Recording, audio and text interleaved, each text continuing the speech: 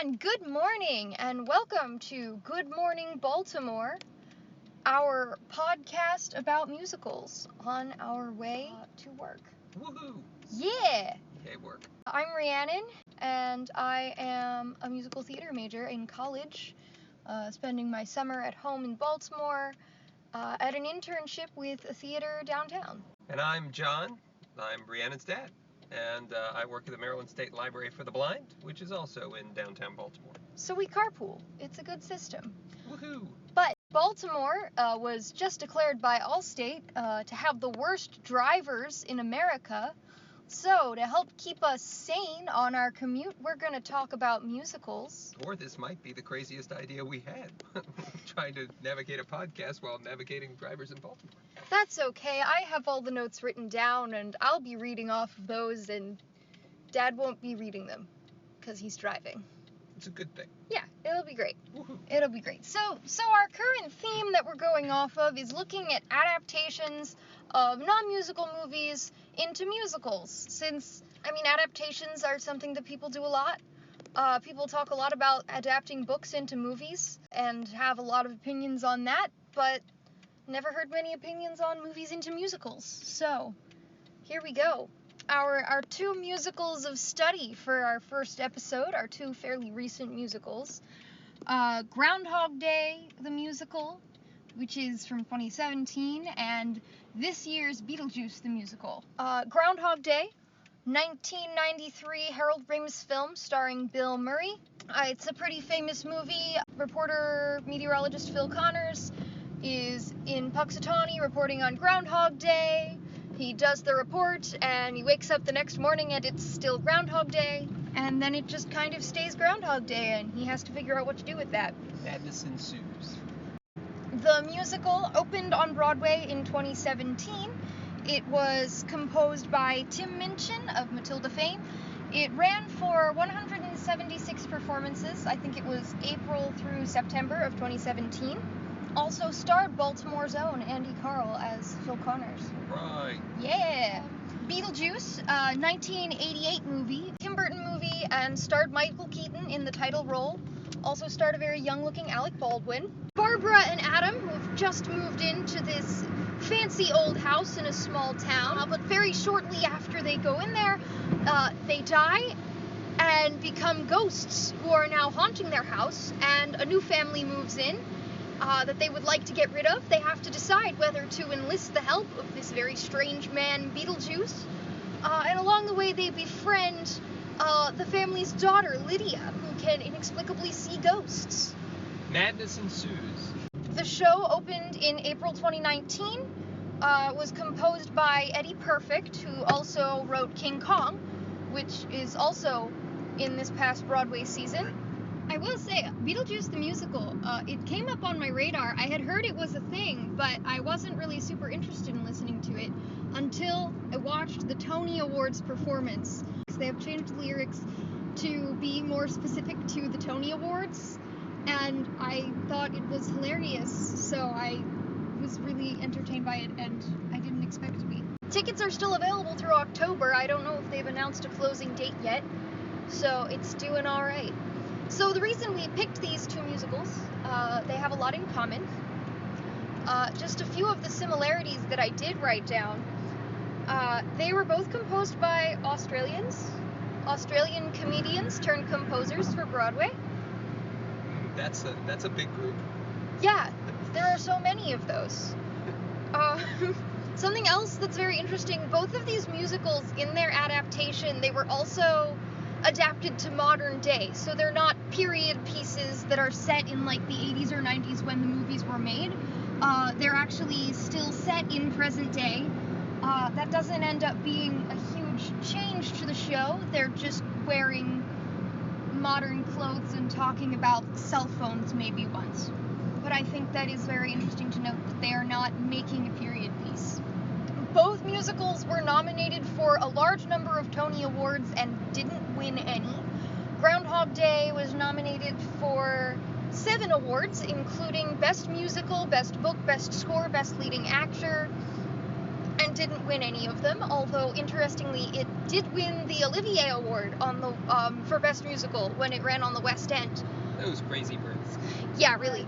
Beetlejuice was nominated for 8 Tony Awards, including Best Musical, Best Book, Best Score, Best Leading Actor, and it didn't win any of them. But have you seen Hadestown? I mean, come on. Of Yes. course. Oh, yeah. Of course. it didn't Beetlejuice win. lost to Hadestown. Groundhog Day lost to Dear Evan Hansen, which I think everyone, would have expected. Yeah. And then the other very notable thing, these aren't very long movies. Groundhog Day runs about 104 minutes, so a little over an hour and a half, and Beetlejuice runs at almost exactly an hour and a half, and both are adapted into full-length musicals, which usually run about 2.5 hours. So, like we said, very talked about books into movies. It involves cutting a lot of stuff. Movies into musicals, you need to add things. So, very different kinds of challenges in adapting these things. And they're both iconic films from my youth / early adulthood. Yes, they are. They're very iconic films, and something that we're going to kind of dive into is the idea that these are very iconic films, but the musicals slightly less iconic. That's not always the case. There are certainly movies that are less famous that get made into very popular musicals. Tune in next week. These not so much. So that's kind of our overarching question for the day is why? Why are these musicals just not as big as their source material? Sure. Yeah. All right. Let's find out. Cool. So, in our overall opinion, as many similarities between these musicals, we liked Beetlejuice a lot better. Yeah, I think so. It's darkly funny. Yes. Good. Groundhog Day ended up dark and less funny. Yeah. So let's talk about Groundhog Day. The book, interestingly in this case, is written by one of the original screenwriters from Groundhog Day, Danny Rubin. So maybe I'd have to go do some research, see if there's an interview with, talking about it. But was this chance to say, I wish I'd gotten to say that, or I'd wish I'd gotten to make a slightly different movie. That a rom-com was right for the 90s with Bill Murray, but there's so much more to ply with this material. So, I don't know. In adapting Groundhog Day to the stage, the plot remains largely untouched, which I found very interesting. So it's still all of the same steps of Phil waking up and going through the day, and kind of making all of his realizations of what he can do with himself as he lives each day over and over, and there's not much different. So really what it becomes is the addition of songs to the show ends up being a lot of reflection on important moments. Yeah. And then what is also kind of added is a little extra exploration of some of the other characters. Yes. Yeah. Rita gets a little bit more development, and he also, like Nancy Taylor, who is just kind of a side character that Phil seduces at one point, gets her own song. I think our opinions of this show can really be summed up if we walk you through the number day one, which is day one as Phil is spending his first Groundhog Day, that of course he doesn't realize is going to be his first Groundhog Day, and just walks on through.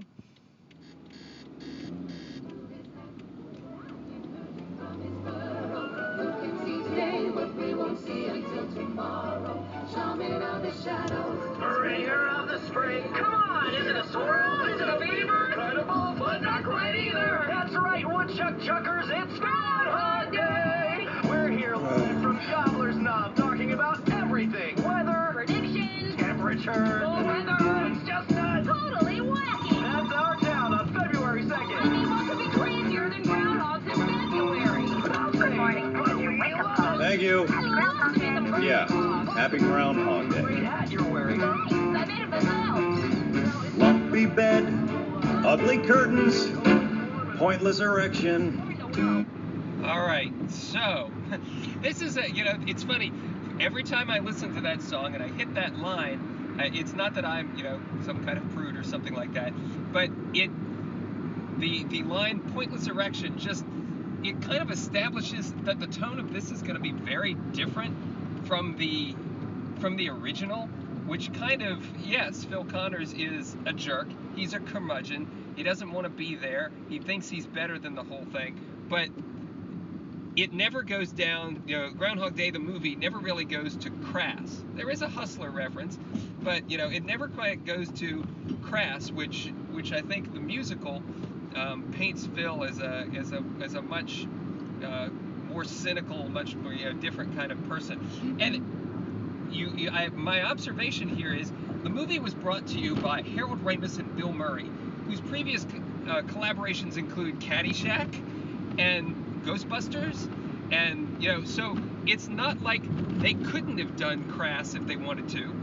It's that for whatever reason they chose to make basically a rom-com out of Groundhog Day. So that's just kind of my early take on what the tone of that whole, that the tone is suddenly very different for me. Slightly less rom-com-y. Yeah. Let's talk about blizzard. Well, it's cold enough. How cold would you say it is? I'm so Tried. Also, just shout out to the announcers who in the show who have to do this the same way a whole bunch of times. Because of course in the movie we assume that they can just use the same tape every time because it's just a recording. But I don't know. Dad thinks it's a recording in the musical, but I think it must be the announcers doing it the same way every time because live theater. Broadway, Anyway, love it. live. Flowers, damp towels, no reception. How cold it is and how cold it feels. Use up to 80% of your body. Through your head. Small towns, tiny minds, big mouths, small ideas. Shucks! Shallow talk, deep snow, cold fronts, big rears. Change the subject. Good. Now, how cold was it last year? In degrees? I heard they don't even use degrees in Europe. That's a good point. Great point. A lot of mysteries out there. So we just One bar, one store, one clock, mysteries of the universe. one diner, one bank, one cop. The question on everyone's list. Jack's lip. Do you think Bill will see his shadow? What's your I mean, what's not to like in a quaint little place like this? Who doesn't dig a crocheted pillowcase like this? Watercolors of bucolic vistas painted by octogenarian spinsters, and all of the people just getting together for relentless analysis of the weather, their dumb superstitions and vacuous chat. I'm sure there was a pack of Xanax in this jacket. You couldn't pay me to stay here one more night. I think this is an interesting thing because in the film we actually get, and the opening is back in Pittsburgh, and Phil Connors doing a weather forecast, and then he's off. So you kind of get this establishment of Phil's character before you actually get to Punxsutawney. Here, the musical kind of, I mean, it could be for practical purposes, but I think it also kind of advances what, the themes they might be exploring is we start in Punxsutawney, and we start with Phil talking about everything he hates about small town America. And so it seems like you're exploring, you're going to explore something different than the movie does. It's going to be about Phil, but it's going to be more about small town life, our lives, the choices that we make, the traditions that we have. So just an observation there as they're opening this song. Swear that there is no check you could write that might tempt me to stay and wake up in the morning in Punxsutawney. There's nothing more depressing than small town USA, and small don't come much smaller than Punxsutawney on Groundhog Day. Yes, my personal observation on this particular verse, as Phil kind of talks you through his opinions of small towns, I feel like a lot of this opinion of small towns as just being like extremely dull, while the people in small towns just don't even realize how dull they are, is something that you do get out of the movie, but Phil never comes out and says it. of course, that is what musicals are for, where a lot of things could be implied in real life or in other kinds of media. In musicals, you get the song to kind of come out and say what you're thinking. However, I just feel like it doesn't work as well for this show. I think that kind of, the movie of Groundhog Day gets a lot through in not a lot of words, so you get Phil's complete exasperation with small towns just in him kind of like looking around a room and having conversations with the people that we don't need him to come out and Rant. tell everything that he doesn't like about small towns. So yeah, there's a lot in this long rant that just doesn't feel necessary to me. We're actually gonna skip ahead because there's a solid 2 more minutes of Phil Connors talking about how much he hates this town, and we've said our piece. There's nothing more depressing than a small town USA, and there is no town smaller than Punxsutawney, Punxsutawney, Punxsutawney. Just kill me now. I know it's okay. This is a tiny thing, and it probably is just the way you end a song. But I thought that was very clever at the very end. Punxsutawney, Punxsutawney on Groundhog Day. That's true. That's true. A foreshadowing of things to come. Oof.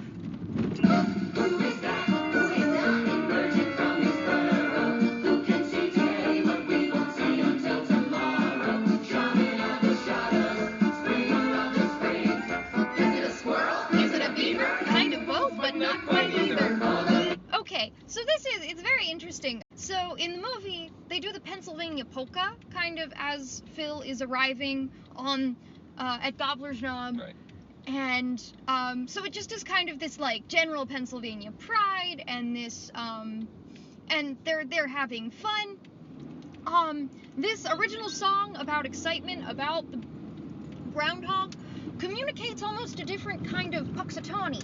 Like they are really, really obsessive and really, really enthusiastic. So it's almost like this over-enthused people about this groundhog, and it almost makes you like kind of sympathize with Phil of like not wanting to be here, of this like, these people are so excited about this groundhog, and it's kind of weird.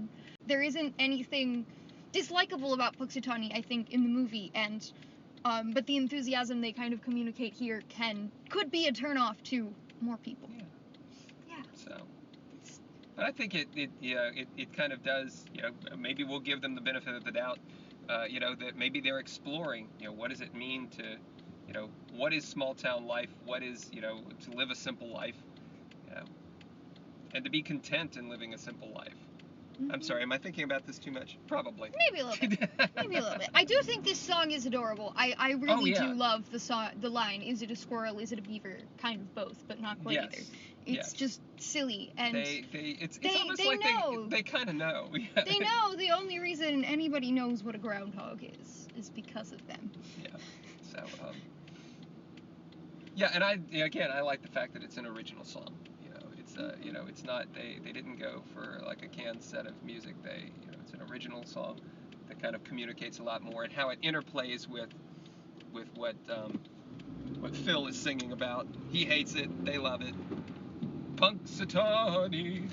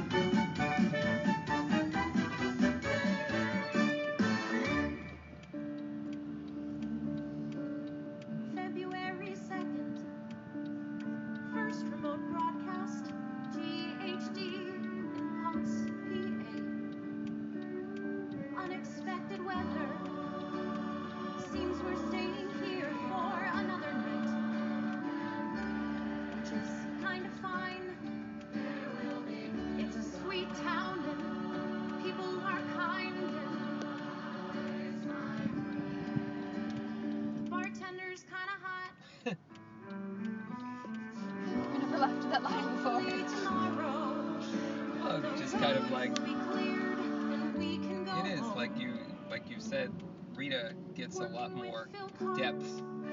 Mhm. They all told me he would be an asshole.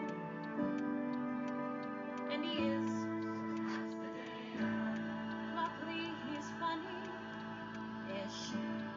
Thinks he's too good for this.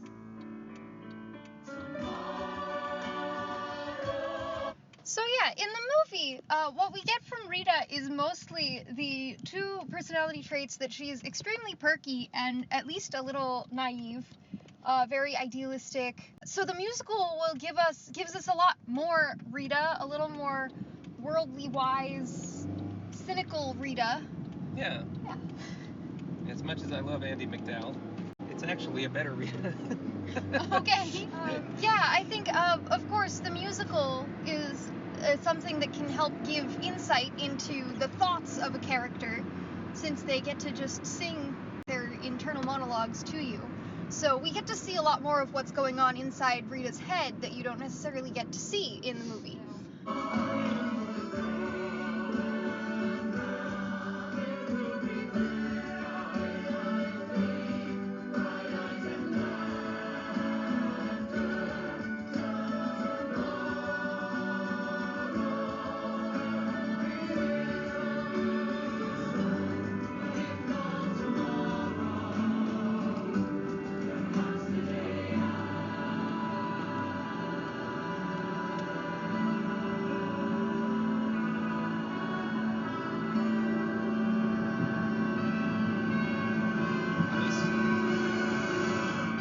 Nice little musical thing where everybody gets stuck on that one long note as things are changing all around.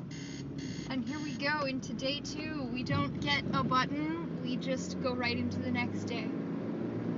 And it's still Groundhog Day. So yeah, that's kind of the first number that gets you into the whole world of Puxatawny. And it kind of shows you the whole, this musical is a little bit more cynical than the movie, and this musical brings a lot more depth to all of the characters. Some of our other observations, we found that it was a lot less laugh out loud funny than the movie. Yes. Because the movie, even at its kind of darkest moments, like when Phil is making repeated suicide attempts as he can't seem to get out of Groundhog Day, there's still a lot about it that keeps you laughing. I'm not even sure what it is, but he's jumping off a building and you can't help but laugh. Which is something that you don't quite get from the musical. Yeah. And I think that's, when you start to talk about culturally, if you're going to make something and call it Groundhog Day, but kind of change the tone on it so much, change the kind of vibe around it, I don't know. It's like, I think people come in and not incorrectly with expectations that this is Groundhog Day. And, it's not that you're going to do a blow for blow, redo of the whole thing. But you come in with a certain expectation if you're going to call it Groundhog Day.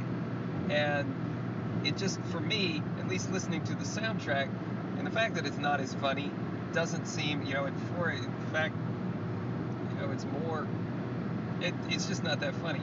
And it just loses. That just doesn't make me think this is something I want to go see. Well, you don't have to, because it's closed after only 5 months. And speaking of challenging expectations and turning your expectations on their head, Beetlejuice does that a lot. Beetlejuice the musical. They make a lot more departures from the original storyline. The movie's opening sequence is kind of this, quiet, it really focuses on Barbara and Adam. It's them kind of going through their day, and then they die, and then they become ghosts, and they kind of try and grasp what's going on, and eventually we get to see the characters of Lydia, and Beetlejuice comes in pretty late in the game. So the musical kind of takes this angle of very much assuming that you have already seen the movie Beetlejuice, and gets you right into the character of Lydia, who is the one who really kind of takes a journey in this show. So the show actually kicks right off with the funeral of Lydia's mom, and kind of Lydia's feelings about that and how she feels very lonely and very invisible. And then the other character that gets introduced later in the movie, but they want to introduce right from the get-go in the musical, is Beetlejuice himself, who in a fit of meta theater introduces himself. Holy crap! A ballad already? And such a bold departure from the original source material. Hey folks, begging your pardon. Excuse me, sorry to barge in. Now let's skip the tears and start on the whole, you know, being dead thing. You're doomed, enjoy the singing. The sword of Damocles is swinging. And if I hear your cell phone ringing, I'll kill you myself. The whole being dead thing, death can get a person stressed. We should have carped way more deals, now we're never gonna see them. I can show you what comes next, so don't be freaked. Stay in your seats. I do this bullshit like 8 times a week. So just So yeah, this introduces a very different tone from the Yeah. movie. It's like Beetlejuice is going to be your mad Virgil taking you through the inferno. Yeah, this is a lot. This is a lot funnier. Yes, which a very interesting observation we made is that the movie itself isn't as laugh out loud funny. When we watched it, there was a lot more stuff in it that kind of made us go, ha! And that was kind of it, but we were definitely like laughing out loud listening to this cast recording. And it also, of course, sets the tone right away that this is going to be very much about the whole being dead thing. Yeah. Explore those kind of things. And yeah, and like I said, like I implied before, and sounds like Beetlejuice is kind of like be your guide. He's not going to be like your get out of jail free card that he kind of is portrayed in the original film. He's going to be your guide to being dead. And I love, that whole meta theater. It kind of draws us all in. I know it's a comedy. Let's not think too deeply about it. But he kind of is drawing the audience in and saying, you need to think about mortality being and dead thing. Yeah, and grief and what all that means, and because that's the journey we're about to go on. Yes. So yeah, it's just a lot more fun. relax, you'll be fine. Drink your $50 wine and take a breath. Welcome to a show about death. Because then, of course, as the show progresses, what we observed in the movie is that, there is a plot to the movie, but a lot of what happens in the movie is kind of focused on introducing more parts of the world. The movie is more focused on kind of building up Tim Burton's whole vision of what the afterlife might be like, whereas the musical hones in on plot a whole lot more. What Beetlejuice kind of takes is there's one reference in the movie to Lydia saying that Delia's her stepmom, and the musical kind of takes that, and Lydia in the musical spends a lot of time talking to her dead mom. She actually, I think, goes into the afterlife looking for her dead mom. Yeah. There's no good synopsis of Beetlejuice the musical on Wikipedia yet. We should have to go see it. We should go see it. We've got till October at least. There's also one line that one of the characters in the afterlife working the front desk says of this, if I had known what I know now, I wouldn't have had my little accident, which kind of turns into, they take that line and turn it into a whole number about just all of the dead discussing that they wish they had grasped more of life while they lived it, which inspires Lydia to go back and reclaim her life. Shake, Sinara. And so first they introduce Lydia and Beetlejuice a lot sooner, and then Lydia and Beetlejuice also get to meet in the musical a lot sooner. In the movie, it's not until the 11th hour that they actually get to see each other, and then suddenly they're getting married. The musical introduces them a lot sooner. Lydia ends up on Beetlejuice's side for a little while and enjoys creeping out and scaring people and has fun with that, but then it becomes about her journey back. Why take that as a source to kind of plumb the depths of, well, that whole being dead thing? The movie itself is kind of, that odd vision of Tim Burton, odd but wonderful vision of Tim Burton, but it never really plumbs the depth of, Mortality. Lydia, of Lydia dealing with her mom, and her new stepmom, and so it never really, the movie doesn't really plumb those depths per se. And so, coming back to our initial question, so why aren't they as popular and well known as their original source material? I don't know. I think it starts with the music is, for both of them, is not necessarily, I hate to say, it's not necessarily memorable. It is kind of stock Broadway kinds of songs, kind of stock Broadway ballads, and with still a little vaudeville here and there, and so it doesn't really strike a new note. Sorry for the pun. In music. Yeah, source material aside, they're just not necessarily like really good musicals. I think for me, it has a lot to do with expectations. It's like you said earlier, Dad, like if you're gonna do Groundhog Day, there are certain things that you expect. And of course it's because Groundhog Day is so well known. And so defying those expectations, or whether they go with those expectations, it's always going to be compared to the source material because the source material is so well known. Because Beetlejuice, as much as Beetlejuice rearranges the plot, there is a lot that simply delivers on audience expectations in that Beetlejuice is dressed in that same suit that he's always in. A lot of the visuals are very similar to the movie with the sandworm and the shrunken head man. So they just kind of give you the Beetlejuice you want on stage, which doesn't necessarily have originality.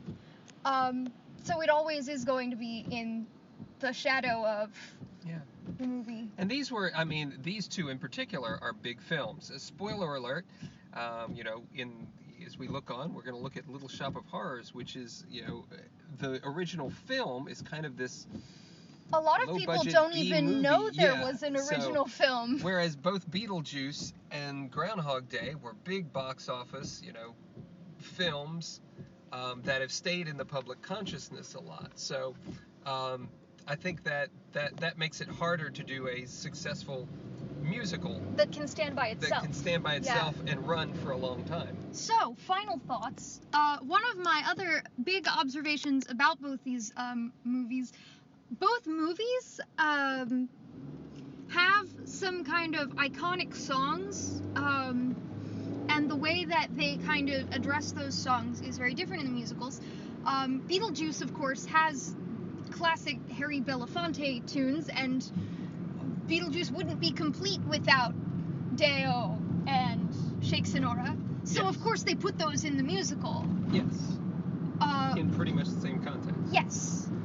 Still the amazing possession and haunting with the Deo, and Shake Sonora is the finale. And I think that's, I guess that's the way to do it, because people are coming in with they're coming in with a certain set of expectations. And while you don't have to, you can explore different things, you can do stuff, but, to kind of play to those expectations is important, especially if you're going to call it, Beetlejuice. Yeah. Yeah. On the other hand, Groundhog Day has, of course, the famous alarm clock song, the song that is always playing in the movie when Phil Connor's alarm clock goes off. What is it called? I Got You, Babe. I Got You, Babe. By who? Sonny and Cher. By Sonny and Cher. Which, classic, it becomes a joke. You hear that song and you're like, oh no, here we go again. They don't use it in Groundhog Day, the musical. It's still that little jingle of, is it a squirrel, is it a beaver? And I missed it. I missed I Got You, Babe a lot. when I was listening to it. Yeah. Yeah, because that's one of those songs where it's kind of like when people make jokes about if you are stuck in hell for and hell will be looped I Got You Babe, or hell will be looped some other song, you know. So yeah, that's what makes that song so like perfect for that moment. But at the same time, I don't know, and suddenly I'm like warming to Groundhog Day. I like the fact that they've got something original. It's not you know, a set of canned sort of things. You know, it's back to, again, I think Groundhog Day is kind of about small town life and the simple life and kind of this referendum, if you will, on, you know, the simple life and how we live life, and if you do the same thing every day, can there be joy in it? You know? And so yeah, I think it's I thought it was somewhat clever to kind of use this original song instead of a canned melody. But that doesn't change the fact that Groundhog Day had a dark tone. Yes. So anyway. And finally, we'll play a round of I Can't Believe They Rhymed That. So first, check out this rhyme from Groundhog Day's Playing Nancy. To dream that one day I will be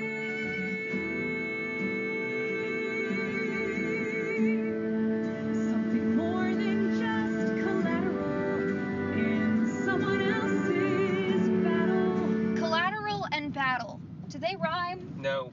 No, I don't. It's a stretch. It's Collateral. Battle.